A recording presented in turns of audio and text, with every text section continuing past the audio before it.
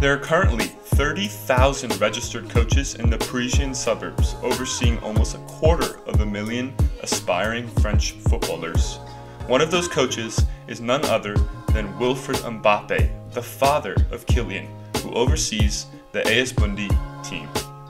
It was at AS Bundy where Kylian Mbappe and his father first met William Saliba. Despite a 3-year age gap, Mbappe and Saliba's stories have plenty in common. They both attended the same primary school, and when Saliba started playing football at the age of 6, it was with the AS Bundy team coached by Mbappe's father. Back then, Mbappe and the younger Saliba both dreamt of one day leading the lines for the French national team. In his youth, Saliba alternated between playing either in attacking midfield or up front. In doing so, he exercised the close control that separates him from other centre-backs today.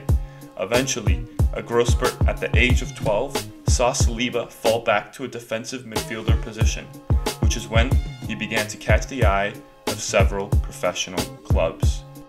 It was at this point, however, that Mbappe and Saliba's stories diverged.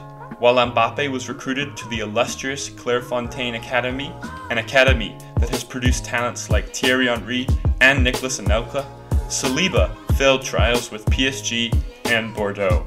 Instead, Saliba remained in his home city, joining local side FC Montfermeil. It was at Montfermeil where Saliba made the pivotal positional switch to centre-back, where suddenly his power and technique was cast in a new light. At the age of 13, Saliba was playing in the under-15 side.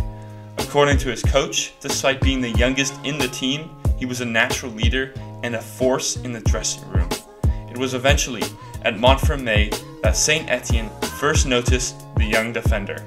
Saint Etienne went on to sign Saliba at 13, who was already marking 15-year-olds out of games.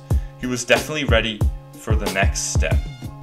Saliba went on to make his full debut for Saint Etienne in 2018 at the age of just 17.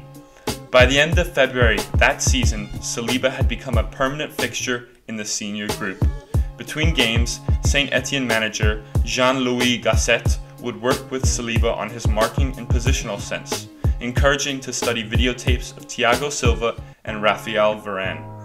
Saliba's form during the season rewarded him with a new contract, and Saint Etienne with European qualification. That summer, he was also called up for the French Under-20 World Cup, but a problem with his abductor muscle prevented him from taking part. Despite European qualification, Saint Etienne needed to generate funds, having borrowed 25 million euros between 2017 and 2019. This meant selling Saliba became inevitable.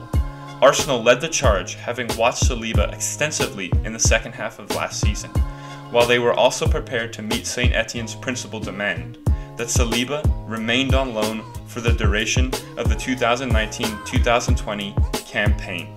Eventually, the two clubs settled on an asking price of £26 million.